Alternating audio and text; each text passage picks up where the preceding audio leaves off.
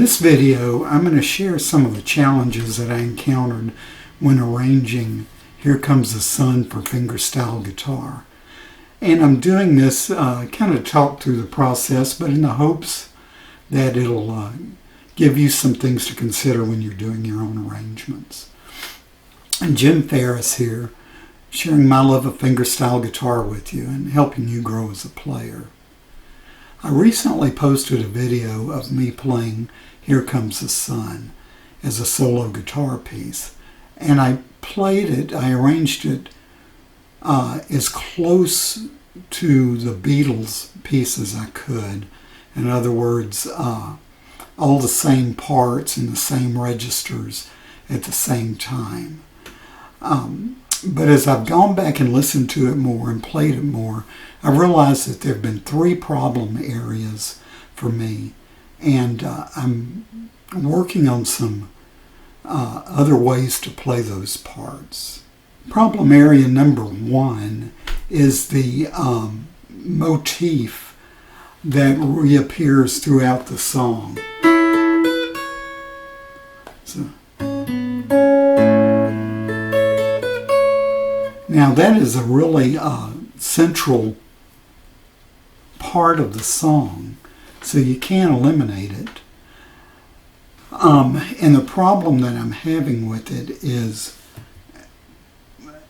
the fact that it's played in this register when I'm playing parts of the other parts of the song in lower registers, more to duplicate the range that the vocal lines are in. So that means I can't eliminate it. I can't even really play fewer of them and have it work. So what I need to do is find other parts of the neck to play the piece on that are easier for me to grab as I'm playing the main melodic ideas, and are still bright sounding and kind of jubilant sounding, because overall I think this is a very upbeat, jubilant piece of music, and I want to convey that in my arrangement. Problem number 2 is the bridge where it goes sun, sun, sun, here it comes. And the problem I have with that is I think there are too many repetitions in it, in the same, especially to be in the same range. Because you got to realize that immediately preceding that is an instrumental playing of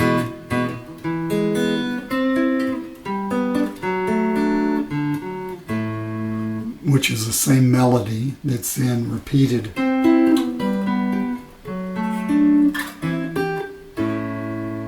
and it repeats up here 4 times. So that's too much of the same sound for me. It's not moving around very good. So a couple of things I could do. One, of course, is to play fewer repetitions of that. The other might be to move it to a lower register.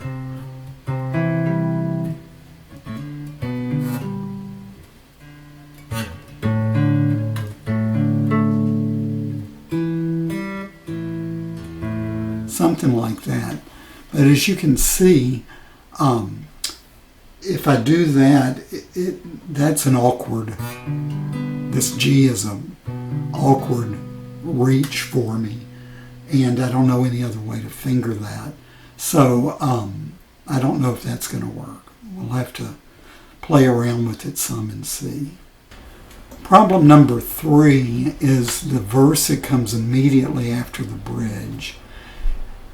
On the original video, and I'll link that in the description so you can check it out, I'm going back to this lower part of the neck which mimics the vocal range in the original recording, like that. But I'm wondering if that's not too redundant or too repetitive. Because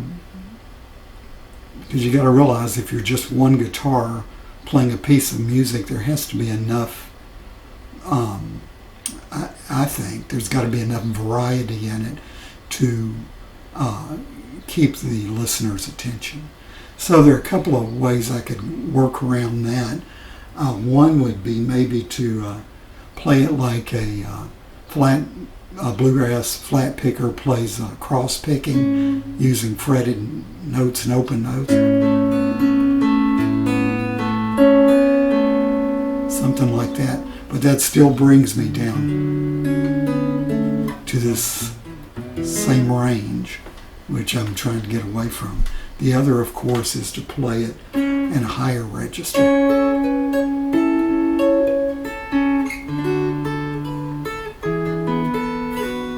So, and there may be some other options that I haven't thought of yet, but those seem to be the two that I've come up with at this time.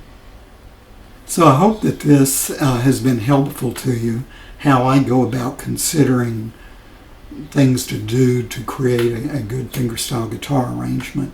And I hope it helps you in your own playing as you think about how to arrange pieces. Hit the like and subscribe buttons so you'll be notified when I post more videos, including the updated version of this song. You can see what I came up with. Until then,